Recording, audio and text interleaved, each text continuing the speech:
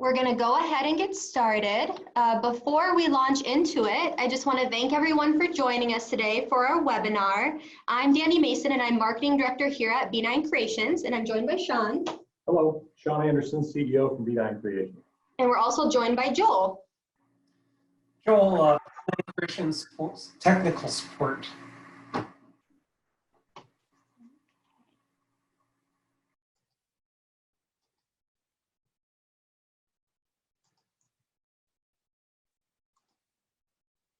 Okay, so today we're going to talk about how to implement additive manufacturing in the medical environment. We have quite a robust agenda planned. We're going to walk through different ways you can leverage digital manufacturing for various medical applications. We're also going to talk through the top considerations for implementing 3D printing in the medical space. Everything from business questions to technical questions to regulatory considerations. And then we're going to walk through how to build a business case. This will help you understand what that digital production workflow looks like, as well as a helpful worksheet as you're looking to adopt, add, or upgrade your 3D printing capabilities. Finally, we'll go through a sneak peek of some of our new products that are launching, and we'll end with how to leverage and scale 3D printing to run your business in this current environment where you may be experiencing disrupted supply chain, or a remote workforce, or a sudden upsurge in part demand. To start with, we'll share a little bit about our company, and we promise to keep this short. The relevant pieces of our story are really that we've been a digital manufacturing technology supplier to customers in the medical and healthcare space for several years now. We've got thousands of platforms in the field globally. We really specialize in the high precision, high resolution end of the additive manufacturing space. Last year, we shipped to about 70 different countries around the world, and we're comfortable working in an environment where we do a combination of off-the-shelf technology, some custom, whether that be hardware, software, materials. We do have all those capabilities in-house to help meet the needs of specialized companies like those in this space. One of the hot topics for today, of course, is, why is digital manufacturing a good approach for medical? Unfortunately, with this COVID-19 challenge that we're all working through, this has become quite a hot topic. I wish it were for better reasons. I wish it was just fantastic marketing driving all the interest, but there is a lot of practical application in terms of the challenge that we're all working through together. So some of the things that people are very familiar with when it comes to additive, like having the design freedom to not be limited by the capabilities of a mill or injection molding even, as a mechanical engineer. And for some of those of you on the webinar that based on the names, I can tell come from that background, you understand there are things you can't do even with injection molding. Thick walls next to thin walls. You have to have your draft angles and other things carefully analyzed before you can launch what marketing may think is a great product. Additive manufacturing removes a lot of those limitations. Doesn't mean that there aren't some design considerations that have to be taken into account with additive, but certainly they're a little more flexible than those other traditional production methodologies. The other piece is really freeing up, almost every large customer that we deal with today. One of their top strategic objectives is speeding their time to market. And being able to have an interactive design process, not only when you think about downstream further when marketing is involved, but really an interactive and iterative design process internally that functions faster, cleaner, and helps that lean methodology around your innovation process function quickly. When we talk about accelerating design cycles with rapid prototyping, at this point, most companies are pretty aware of that from a conceptual standpoint. What we've tended to hear a lot about is while 3D printing and additive manufacturing have gotten faster, the time that it takes third-party service providers to turn those parts around doesn't seem to be speeding up much. And the cost of Getting those things done quickly when you talk about paying rush fees all of a sudden makes bringing that technology in-house look pretty economical. The other topic that I was having a conversation with the CEO of a large healthcare entity, and they were talking about, do we do distributed production with digital, centralized production? And I said, the challenge of service providers and centralized production is no matter how much cool additive technology you have, at the end of the day, you're still held hostage to what time the FedEx guy picks up from that facility. And the weather and other implications of shipping can be challenging. Another hot topic is always, at what point, at what volume break point do we actually invest the money to tool up? And when you think about, leveraging a cost-effective approach to use some bridge tooling that may even be additively produced to do some of that design validation, or, we have customers, one in the UK that comes to mind in particular, that's doing runs of a couple thousand parts purely on our platforms additively with no tooling cost whatsoever. That's a bit of a game changer when you consider that in many cases, some of these products have, low volume runs and semi-custom elements to them that mean you want to produce in the thousands, not in the millions.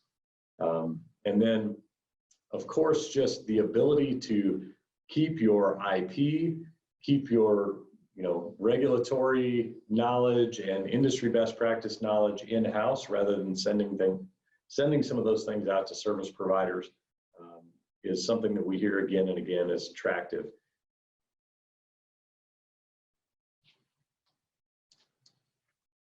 Along those same veins, it helps to understand what applications are well suited to additive manufacturing. Some of the key subsets of the medical industry that we serve are up above. You can see everything from medical devices to anatomical models and audiology applications through orthopedics and surgical solutions.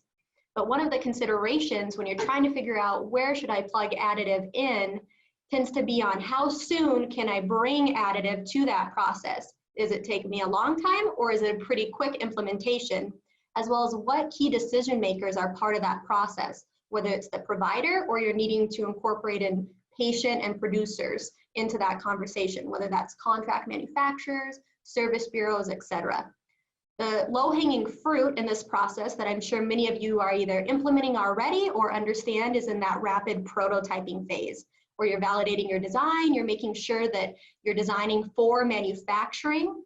From there, you can also use anatomical models or surgical planning models and education and training capacity. Moving on to different tools, jigs, and fixtures during the manufacturing process. Finally ending up with, as Sean discussed, that bridge production or low volume manufacturing. Those can all be done pretty much internally. A lot of our major medical customers are doing that themselves, whether they're in-house design shops or in a distributed fashion, depending upon the medical device that they're designing. Where you need to start to incorporate patient feedback is when you're doing patient-specific end-use devices. We have companies doing everything from custom orthotics, such as finger splints, all the way through custom fit hearing aids and earbuds, where they're really taking additive to a point of care capacity. Another large market that additive serving is in surgical solutions. This is where if you're going in for a total knee replacement, a total ankle replacement, you really are incorporating additive at every step of the way, from taking that CT scan digital file, turning it into an anatomical model where you can do that for surgical planning, and then all the way through printing patient-specific surgical cutting guides. We see a lot of success in that arena as well. Is there anything you'd want to add to that, Sean? I think you've done a great job covering that, Danny. And the only thing that I would add probably comes in the conversation on our next slide. So I would say let's forge ahead. Okay. I'm going to go ahead and launch our first poll before we go to that next slide.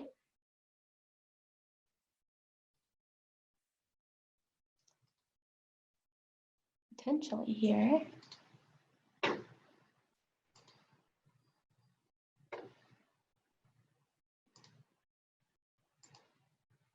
Okay, so that poll is now launched. I'm going to give you a couple minutes to reply based on all of the different applications that we have discussed in medical. We'd love to know what you feel are the biggest opportunities to use additive manufacturing, as well as some of the main challenges that you face. And at any time, if you have questions on things we're discussing or even some of these poll answers, please feel free to chat in. We'll answer those questions at the end during our Q&A session.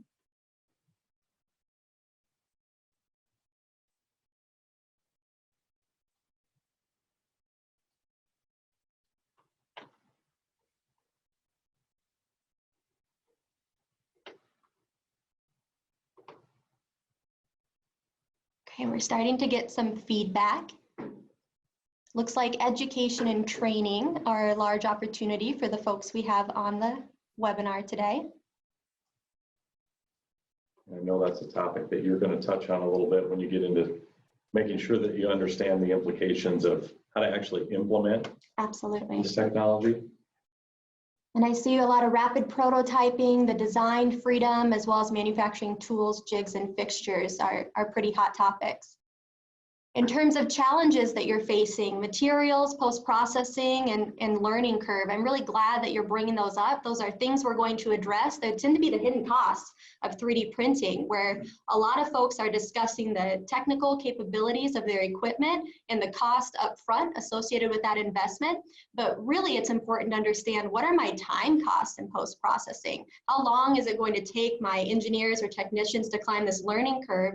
And we've worked really hard as a company to make that part of the workflow just as fast, efficient, and effective as a 3D printing technology itself. I think it's really a gap in the additive industry, is the recognition that, especially in specialized industries, aerospace, healthcare, et cetera, where regulatory is so important, you can't expect a customer to just take an off-the-shelf product and scale it. You know, for rapid prototyping and things like that, no problem. But to really go scale that from a digital manufacturing technology standpoint, we have to be willing as industry providers to come in and do some custom material development, adapt our off-the-shelf technology to the customer's needs, and assist them with, you know, how do we go integrate this from a lean production methodology standpoint, or we can't expect additive to deliver on its full potential. We have to be willing to do that with our partners. And I'm a firm believer that one of the keys to success when it comes to implementing digital manufacturing technology is choosing a partner that can bring all those things to the table with you. Absolutely. Thank you all for filling out that poll. Going to go back here and talk through some of those considerations. So in large companies, really of any industry, there tends to be several decision makers with different concerns about whether, how, and when to implement 3D printing. And we wanted to walk through those different considerations so that as you're looking at adding, adopting, or even upgrading your technology, you're able to build an effective business case that addresses these three major components: business questions, technical questions, and then regulatory considerations. As we mentioned before, when you're looking at additive manufacturing, it's relatively easy to compare upfront initial investments, but one of the really key things for adopting this technology is to understand, what are my operating costs? That's everything from consumables like resin vats and materials to maintenance, tech support and training. What does that look like? And you start to build a picture of your total cost of ownership, so you're better positioned to make the best investment for your business. Other considerations along that vein are maintenance requirements. So it may be a rapid printer, but what type of calibrations do you have to do to get repeatable accuracy every time? Does the resin vat degrade over time, which will start to affect the quality of your prints? And then how can I translate that into business results? Will this actually accelerate my design cycles, or does it take so long to print that I'm actually not saving any time with the production method I was using before? And then back to the question that you all answered in the poll, what does the learning curve look like? Is it relatively easy to use the software? Is the printer quite easy to use? What does training and support look like? You know, we have factory startup assistance we include with every printer so that you're successful right out of the gate. That's a session with Joel Live, and it's with your prints. So when you leave that, you've actually supported, oriented, printed, and post-processed real parts that you're using in your medical workflow. And then at any time, we offer customized on-demand customer support. So if you have a question about a particular print or how to scale, you can call in at any time. The other key part, especially during this current COVID-19 pandemic that we're experiencing, is we have a lot of individuals asking us, is this field deployable? My workforce is suddenly remote. Can I take this printer home? Or, hey, there's still essential personnel on site, but me as the engineer and 3D printer operator, I'm working remote. Is this easy enough to use that I could walk that technician through this printing process and be able to not stop my product design, production, et cetera, because of differing changes in workforce requirements?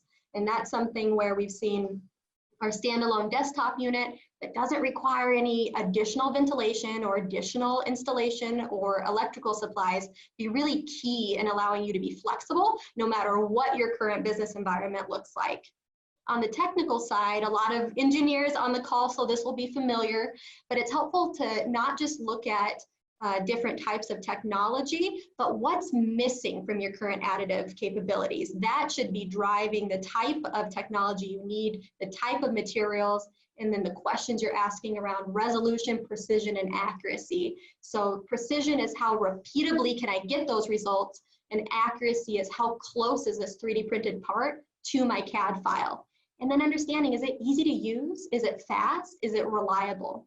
The third real component of understanding what should I be thinking about when I'm choosing a 3D printer is this 3D printer medical equipment compliant? There's a lot on the market where 3D printer manufacturing facilities have some type of medical compliance, but the hardware itself does not. And we found it was very important that we had a medical equipment compliant workflow so that when you deploy this technology at your site, you could be assured that the materials, the hardware, how it's printing, curing, and being post-processed all align with that medical grade technology. And then thinking through in the material suite, are they biocompatible and sterilizable? And does that post-processing workflow have enough definition around it that I'm confident in that material biocompatibility, both when it's in its liquid form in the bottle, all the way through its final cured printed part? Dania, you touched on a couple of things that I would just re-emphasize, and one of those being, back to some of those, what you referred to as hidden costs. Was talking with the leader of a business that's looking at deploying this technology across a few hundred locations. And when I talked to some of their technology deployment team, and I said, well, so how many FTEs have you built in the business plan to do training for new sites as you deploy, and then calibrate and maintain? What's your PM plan look like on the technology that you're going to hone in on? And they all looked at me like I had three heads. While we're all familiar as engineers with PM plans and calibration intervals and things on other equipment, when you start to deploy this technology, you have to remember it's no different than any other production method. You need to understand, and it's one of the reasons why our engineers focus so hard on things like not needing calibration after it leaves the factory, because your ability to scale it and deploy it really goes down as the maintenance intensiveness goes up. Then the other piece that I would circle back and just add a little bit to is, I want everyone on this webinar to realize to nail an application, oftentimes the same piece of equipment in the additive industry is expected to do 5 things. But if you went to Toyota and you looked at what mills were running, or what mills were running maybe in one of their tier 1 suppliers milling wheels for automobiles, that's not the same mill that you find in a medical device production facility. It's not the same mill that you would find in a jewelry or dental or other. I'm kind of listing some of the additive traditional hotspots of one technology. Just because it's milling doesn't work in every application. Same thing with additive. And our customer base has taught us that when we take our technology and we adapt the hardware, we adapt the software, potentially develop custom materials or adapt an existing material that we have for that customer, our ability to hit the bullseye of their target for all 3 of those, the business, the technical, and regulatory considerations, goes through the roof. And when we bring our hardware, software, and materials expertise together with their application expertise, that's really what unlocks the value in additive. Absolutely. Something just illustrative that we wanted to share with you along those lines of hidden costs is to think about not just the printing, but the cleaning and curing time, support removal time among different types of technologies. You can do this same type of exercise with how long does it take me to support and orient my models? You know, are there calibrations involved in these other technologies, which can be a hidden cost? What does the training and maintenance look like? And so this shows a comparison just of the 3D printing process to kind of stack up technologies to see which one is going to add the most efficiency and speed into my workflow. So you can even see while we're differentiated from SLA, FFF, and SLS technologies, we also stand apart in our own category of DLP printing due to a patent pending fast technology, which not only gives us incredible accuracy and surface finish rather than having to make that choice between the two, but because of the speed that's built into that, along with an automated cleaning and post-curing that only takes a couple minutes per model, you're able to have a workflow where you're getting parts in an hour. And that also allows you to scale up among multiple locations or to move truly into production where you're printing thousands of parts at a time.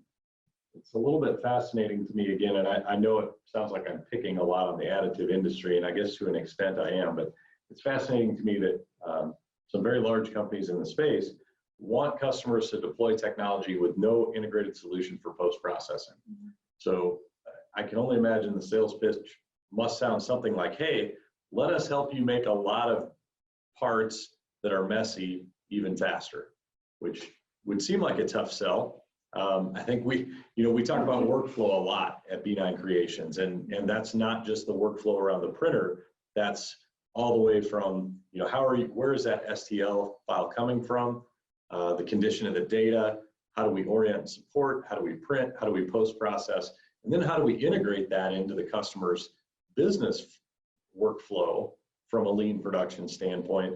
When you do all of that well, you get the full ROI you expect from additive. When you fall down in any one of those areas, sometimes it doesn't go so well.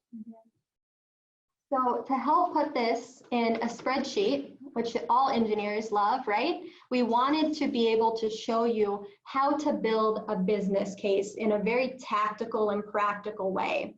So we also offer this service ourselves for free. So if you want a personalized cost comparison between 3D printers, between outsourcing or bringing those 3D printers in-house, you can reach out to us at info@b9c.com and we'll walk you through a personalized cost comparison.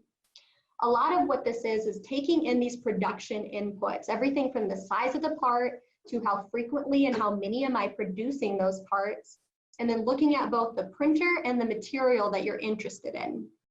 Those help you start to build a case of how many machines would you need at current production. There may be a lower cost machine that you're looking at, but at the volume you're producing, you actually need 3, 4, 5 of those to be the equivalent of potentially one B9 Core Med 500. So you end up even having an initial investment that isn't as different as you thought it was. That also is where we touch on those operating costs, the first year, second year, and third year. This is everything from your consumables, your resin, if you need to replace your VAT, maintenance costs, if there's any type of support or service contracts associated. And this starts to give you a picture of, after 3 years, what is my total cost of ownership? We also walk through how long does it take me to prep my print. This could be calibrating your machine, and then how long does it actually take to print those parts, as well as what do those two things mean for my total production capacity per month, and then how many hours am I saving based on the two types of technologies that I'm comparing, and what does that translate to into cost savings. This total cost of ownership piece paired with your production inputs starts to build together a business case output. And it tells you, okay, if I don't make a change to my 3D printing technology, how many hours am I losing just waiting on prints? And what could I do with an extra full working day, for example?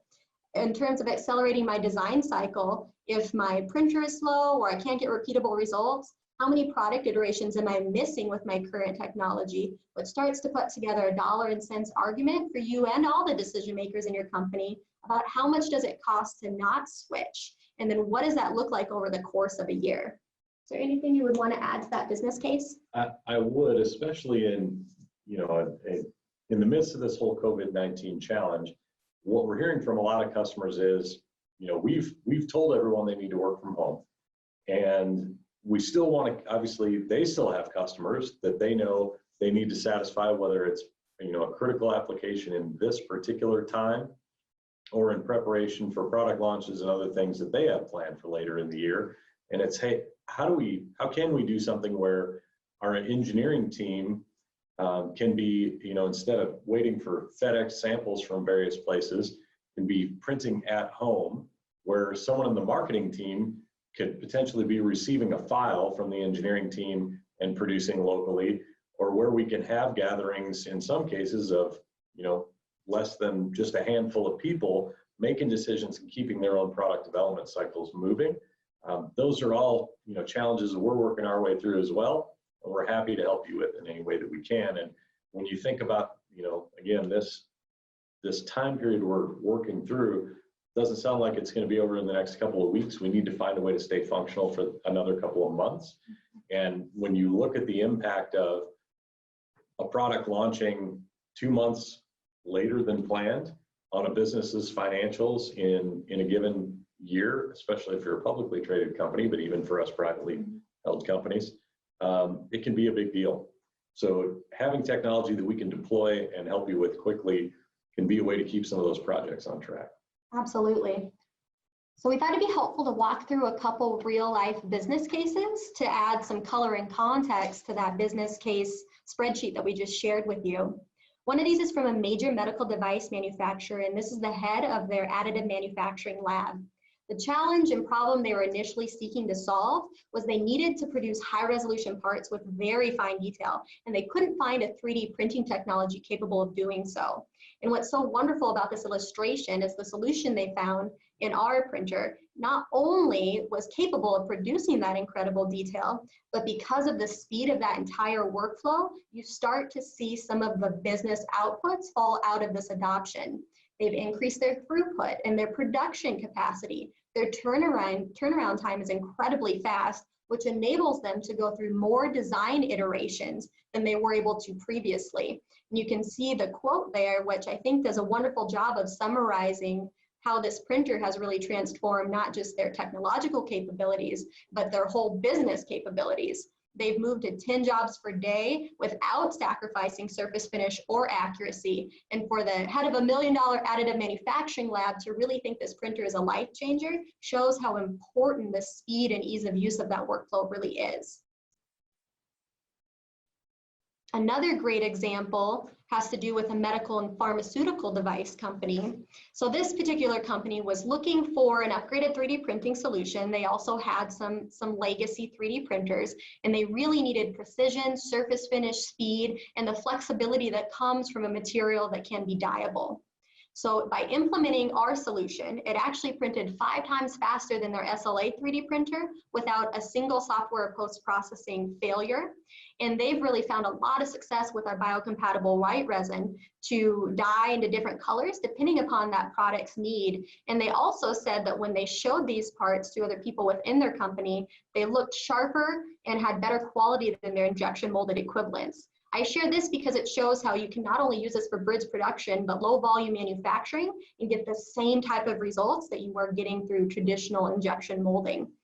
The quote over there just kind of shows that this technology performs the same as carbon and HP multi-jet fusion, which you all know are significantly more expensive than our technology. And that's what allows you to be able to have multiple B9 Creations printers with that redundancy built in that you would not be able to achieve if you were making a larger investment in one of those other printers.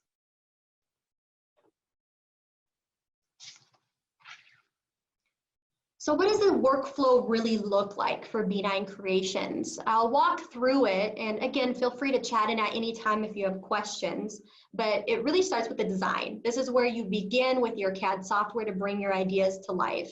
And then there's 2 pathways to go into the preparation of your print. If you are using one of our biocompatible or engineering grade materials, you can go directly into our software, which allows you to prep things for 3D printing. We'll show a product demo later that goes into that software's capabilities more in detail. I also wanted to touch on another software package that we offer. This is where if you do not have a material in our suite, but you wish to use one, you can develop settings for custom materials engineered perfectly for your application. And because there's different tiers of this software, the initial one is included for free with your V9 Create 2.0 or 1.0 print preparation software, but you can scale those capabilities as you grow. And we have several people in the medical space, especially in research, as well as other industries, that are loving and leveraging V9 Captivate to develop custom material settings. After your file is prepped, then you choose your materials. Our biocompatible resins are ISO 10993 compliant, so that's for skin contact up to 30 days, as well as a suite of engineering grade resins. And from here, you really move into the printer.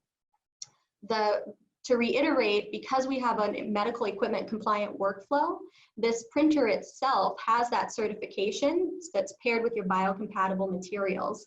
And then we keep the cleaning and curing process incredibly quick. So you're doing those within 20 to 25 minutes max to get your final end use parts. And as Sean mentioned, one of the hidden costs of 3D printing is in that post-processing. And what the V9 Clean unit allows you to do is take that print still on the build table directly out of your core series, place it in the clean without ever touching it. So by the time you go to curing, your part is clean and dry. You're not having to deal with any of the mess. Plus that V9 Clean also uses 75% less isopropyl alcohol than other leading wash units, which, as you know, is great because it can be kind of a pain to dispose of that, as well as if you're in different high-rise buildings, there's actually regulatory constraints on how much flammable liquid you can even have. So this allows you to have multiple clean units, one even dedicated for those biocompatible materials, so you can avoid any concern over cross-contamination. And by the time you get through this whole workflow, even with all those steps, you can have parts in minutes to under an hour, which again allows you to move seamlessly to large production runs. So with that, we're going to go ahead and play a product demo so you can see that workflow in action. This will also showcase some of our new product offerings that are coming out, like our next generation V9 Create 2.0 software, as well as our new larger format printer. Hello, thank you for joining us. Today we'll share all the latest innovations in our medical manufacturing workflow, from design and prototyping through production. To see all of our latest products, visit b9c.com/new. Backed by patent pending technology that delivers pinpoint accuracy and even better surface finish, this software sets a new standard in state-of-the-art. Already in beta phase, this software will power new printers and offers an upgrade path for existing machines in the field, making them as cutting edge as when they first came off the line. With a sleek, new, intuitive interface, users can leverage workflow mode that intelligently lays out, orients, and auto-supports parts in 4 easy steps, or drop into design mode to adjust a breadth of parameters to fine-tune results. Let's take a look at how to prepare your design in workflow mode. You can import, duplicate, and auto-arrange models in a grid format to maximize the print space available, or position models precisely with a movable sphere and tunable parameters. Unsupported areas are now highlighted in a bright yellow, offering a visual indicator for more efficient supporting, as well as a helpful guide for anyone new to 3D printing. V9 Create 2.0 also offers auto-support templates based on the size and type of your model. In addition to offering a default recommendation for a suggested support area of your model, users also have a high level of adjustability based on your part's specific needs. New foundation presets create custom silhouette foundations, minimizing resin usage while also allowing for user customization. You can see how we're placing supports on the model in those highlighted support areas. And now we're going to showcase one of our favorite new features, support mirroring, to cut your work time in half for symmetrical parts.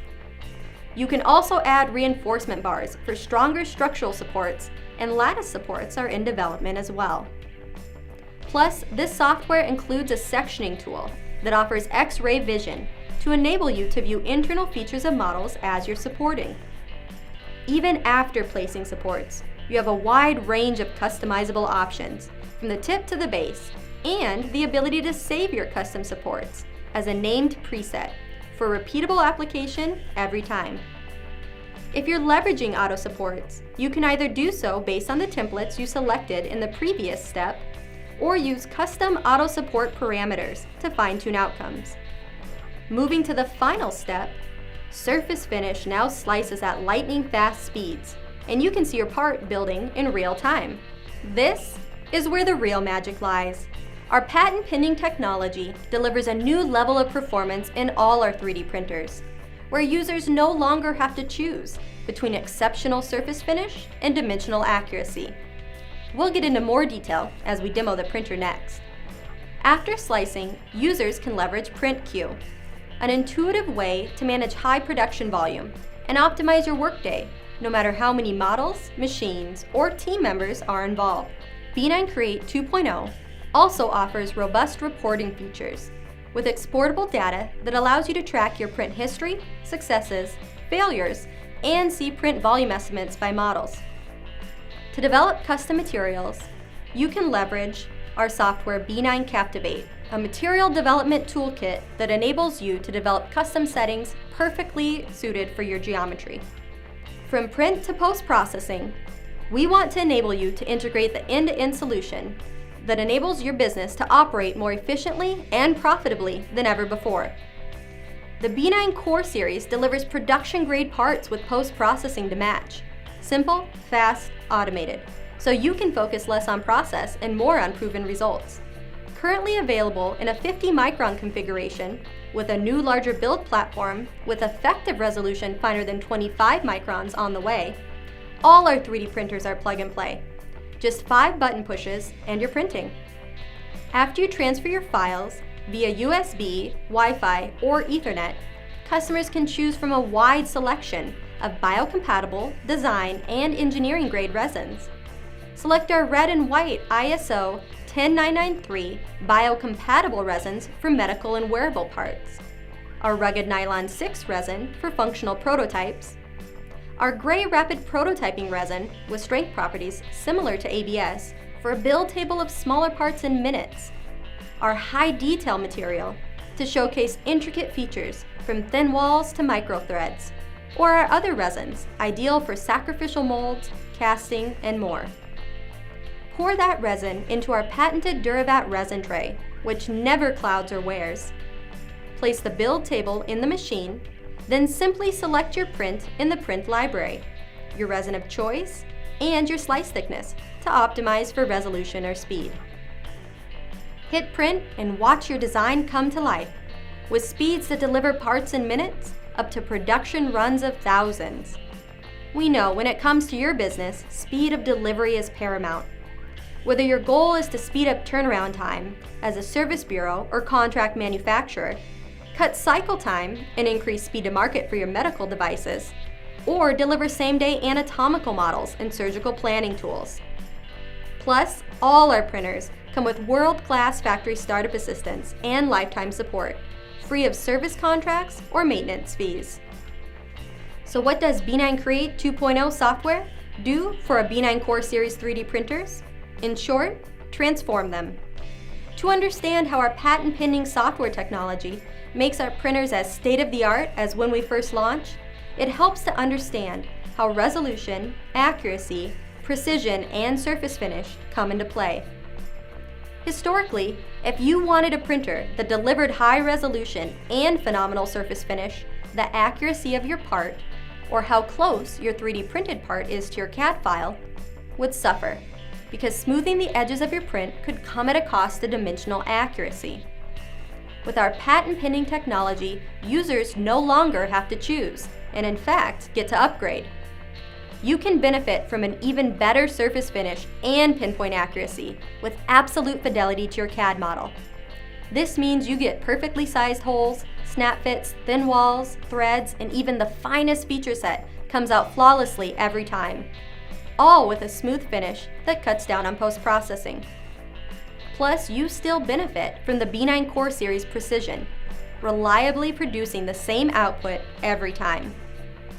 High resolution, pinpoint accuracy, precision, and flawless finish bundled into your B9 Core Series, whether you purchased tomorrow or 2 years ago. Your push-button operation shouldn't stop at the printer. Automate your post-processing with thorough no-mess cleaning on the B9 Clean. After printing, parts can be transferred directly from the B9 Core Series 3D printers to the B9 Clean while still on the build platform or as loose models on the part tray. With 0 touch points before your part is printed, clean, and dry, the B9 Clean's customizable cycles offer 3 speed options and a 1 to 10 minute cleaning cycle, all with a unique design that ensures your parts never oversoak in cleaning solution. Plus, the B9 Clean uses 75% less cleaning solution than other wash units, while still enabling 50 uses before needing to change the isopropyl alcohol. After cleaning, cure your parts in minutes in the B9 Model Cure to set your final mechanical properties before taking your parts to customers or internal design reviews. With a powerful design that reduces curing time and allows for better cure penetration, the B9 Model Cure boasts memory settings for a fast, repeatable workflow. That means from printing to cleaning to post-curing, you could have a whole set of parts in an hour. We also have new developments coming in our 3D printer platform as well, with the launch of the B9 Core 5 Series Med XL. Designed to retain all the speed, resolution, and ease of use of our current 3D printer platforms, this new offering gives you a significantly larger build volume, with pinpoint accuracy and effective resolution finer than 25 microns, ensuring absolute fidelity to your CAD models every time. To gain early access to B9 Create 2.0 or our new larger print volume, visit b9c.com/new.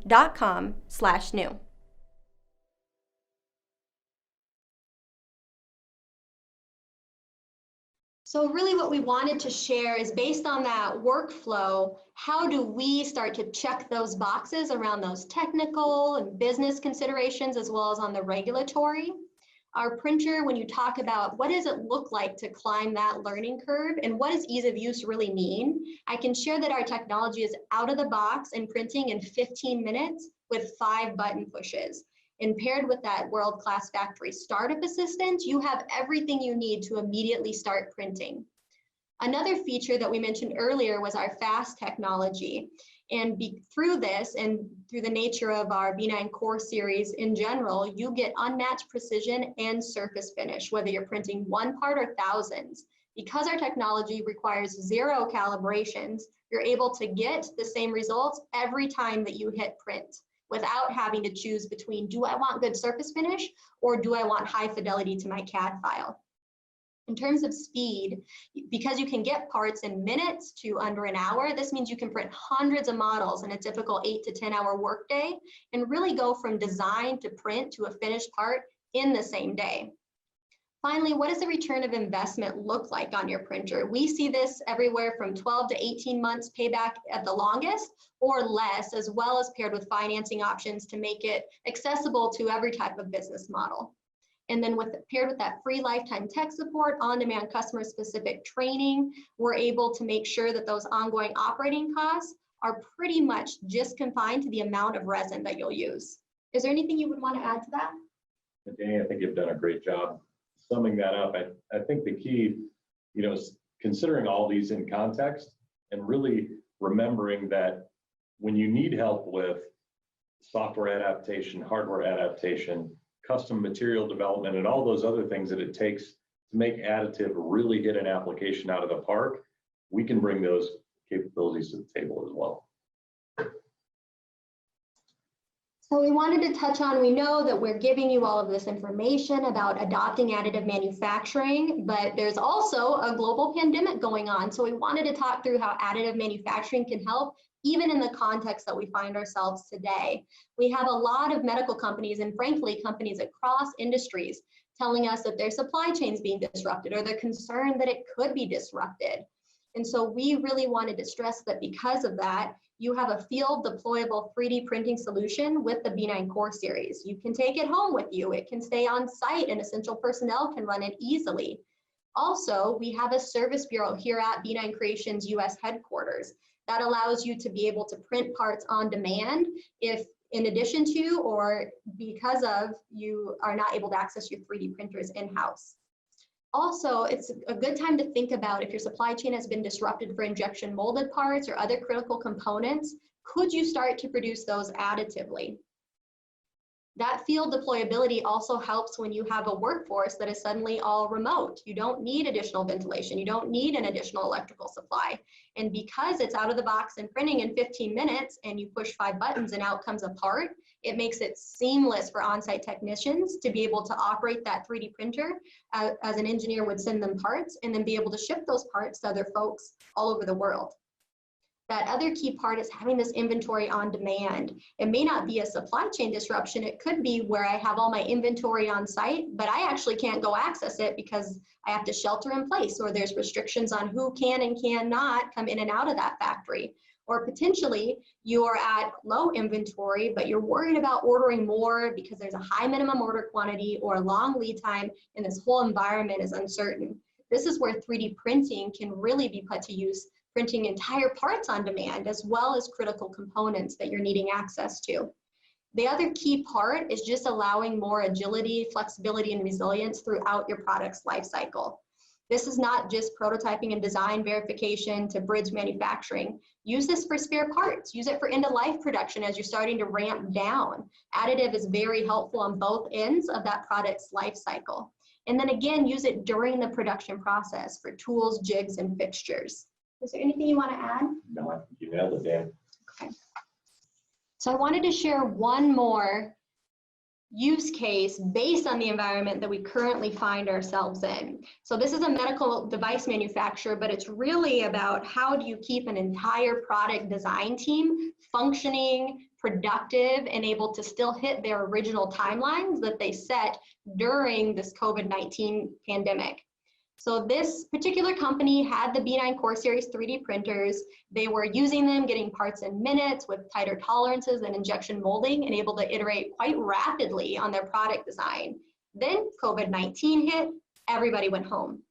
Because of the desktop size of our printer, the easy change out of materials, and no need for any special installation requirements, one of the design engineers on this team actually took their B9 Core Series home, and now they can continue designing their products. They're able to keep the same pace, accelerated pace of design iterations, all from their home. And then they're sending pictures and parts to other design engineers, to marketing, to clinical settings worldwide. So they're able to stay on that original development timeline, which translates into staying on the original timeline to get your product to market quickly and continue running a business just like we're all trying to do during this time. And they were very excited when they got their first parts. This was from an email they sent us the moment they saw the parts that we sent before they even bought. They were blown away by the detail, and it really felt like functional grade production parts, and actually gave them better results than the method they were using before, which was injection molding. So with that, I'm going to start another poll here while we switch over to our Q&A if you have any questions.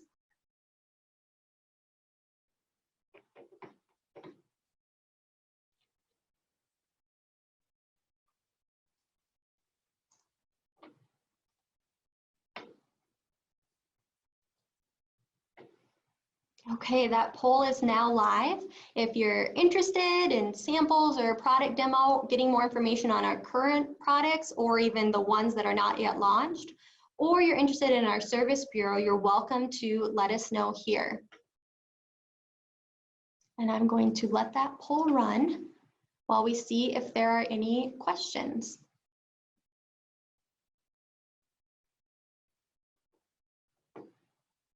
One of the things I really enjoy about these webinars is it's a chance to hear from, obviously from multiple folks at the same time in different locations. And this, this COVID-19 rodeo has caused us all so many business challenges that we've not had to deal with before. In South Dakota, we get blizzards, we have storms in the summer. So we're used to dealing with situations where some of our employees can't come in for a day. Some of our employees can't come in maybe for a couple of days. But I think companies, even we've got some employees in Texas who, a lot of times if you have a hurricane, you may have a 2 or 3 day disruption, but to contemplate a disruption that we're measuring in weeks or potentially months is not something we've had to work through together before. I hope that each of you in your organizations is able to maintain a forward-leaning posture and a growth-focused mindset. Everybody around you is worried about how they're going to get through this. They're worried about, how do we stay productive? Yeah, it's fun to work from home for a day or two, but how do I truly stay productive in this environment for the long term? I just want to encourage everybody on the webinar to be that voice of innovative thinking and problem solving to help keep your company working productively through this disruption. It's the new normal here for a little while. We all have to adapt. Absolutely. This might be another good opportunity, since we had some technical difficulties with that video, just to share high level a little bit about our new larger format 3D printer and our B9 Create 2.0 software. The really great part about that B9 Create 2.0 software, it has a completely redesigned user interface. It's incredibly intuitive, and you're able to have a workflow mode where you can seamlessly move through basically in 4 clicks how to lay out, support, and orient your parts, or you can drop into design mode, and that gives you a wide breadth of parameters so you can fine-tune your results. Some other features that we built in there based on feedback from the medical industry is things like mirroring supports. So we're thinking all the time, how can we optimize your workflow, make it more efficient, down to the smallest detail, like only doing half the work to lay out a symmetrical part. The other great feature that's part of that B9 Create 2.0 software has to do with the output. So as we were saying before, traditionally you need to choose between great pinpoint precision or great surface finish. And that new software actually allows you to get both. So we're seeing incredible dimensional accuracy with tiny, tiny holes down to 80 micron threads with the same smooth surface finish that you would expect from other means of manufacturing. A little bit about our next generation 3D printer. It takes that same technology at a larger format. It's about double the print volume of our current B9 Core Med 500 with effective resolution finer than 25 microns. And I can't think of a better illustrative example to show you what that looks like when we stay true to the high precision, great surface finish and accuracy, even as we scale up our print volume that significantly. What as an engineer I get excited about is when we get an opportunity to do things like we're doing with a customer in healthcare right now. This is around a surgical guide application where they're really, these guys are doing high volume and they're focused on how do we minimize the number of clicks it takes to get us from importing a file to having the guide laid out and being ready to print, by collaborating with them and building in some feedback from their process and looking at what I would call the performance envelope of the various guides that they have to produce. We're able to, when you think about cutting down on clicks, a click or two here or there is not a big deal when you're doing it once or twice, but if you were going to do it several thousand times a year on an ongoing basis, we're able to optimize the software around their needs. And people talk about machine learning and AI. Those things are cool. Our engineers love to work on our machine learning capabilities in our software, but oftentimes if you really leverage the customer's application expertise, frankly, you can make the software pretty stinking good in a hurry for not a ton of money and make additive suit those applications very well. Absolutely. So it looks like we have some questions about the software. So that new software will launch the second half of the year, but if you're interested in being a beta tester, we'd love to have more feedback from the medical community. And that's where you can go to that b9c.com/new, or just reach out directly. We're at info@b9c.com, or that phone number you see on this slide, and we will get you in touch with me and our product manager to be able to give you a demo of that software and let you start using it and get your feedback so that we can make it even better before it launches. Looks like we have another question about slicing time. Yes, this next generation software slices incredibly fast. With our current generation software, we do have a surface finish feature, but the slicing takes longer to get those results than without surface finish. This new software eliminates that. You're able to slice parts with surface finish in minutes, so it significantly cuts down on your workflow. Looks like we have questions about our biocompatible resins. What type of approval do they have? So those are ISO approved. We went with an international standard. It's very similar and there's equivalents to the FDA, but this allows you to use this biocompatible resin anywhere in the world. and that's ISO 10993 biocompatible. So external prolonged skin contact of up to 30 days. If I could chime in a little bit on that, Danny, this is a point that is, I would say, continually a point of conversation when people say, well, is the printer FDA approved? Is the resin FDA approved? And when you think about regulatory, your FDA approval really comes into play if you're going to print something or produce something through a different method that is equivalent or better than a current production method. So there's really no such thing as an FDA approved printer per se, or an FDA approved resin per se. What the FDA approval is about the end product. But what I always encourage customers to consider is your inputs to the process that give you that end product. If you have a medical device compliant printer, if you have resins that meet, depending on the application, obviously, if it's a skin contact standard, if it's a, implantable blood contact, whatever standard it is you need to meet, what we can do as the additive industry is make that clear. But ultimately, we need the customer at the application expertise doing the certification of the overall process and workflow. Which would be what those are in the medical device industry are used to before you take a product to market. You're running through those regulatory channels as well. Yes, and it sounds like another question on the regulatory component for the machine itself. So again, Danny touched on earlier, we've heard a lot in the space that, well, these printers are built in a, an ISO XYZ or a such and such type facility, which is a good thing, obviously, but you're not going to do your printing in that manufacturer's facility. What you need is a device that's built to, in this case, a medical device standard 60601-1 and -2, so that when you're incorporating that into your production facility or in an on-site application, basically what those standards tell you is, what can I expect from this device? What does it comply with? To what degree is it applicable for the type of user, for the type of application? So once again, that was 60601-1 and -2. Those are the standards that the printer itself is built to. And just to add on that, that's why we came out with the B9 Clean, not just to eliminate the messy part of resin printing, but so that you were printing with a medical equipment printer, so you were using biocompatible resin, and then to help offer an ability to not have cross-contamination with your other materials and your biocompatible materials, making sure that they were washed properly, cleaned, cured properly, so you get to the end of that workflow and you know exactly what you're getting every time. And it's, from a training and documentation standpoint, and I know you touched on this earlier, I just want to drive this point home one more time. It's very difficult to have processes and procedures around non-standard items.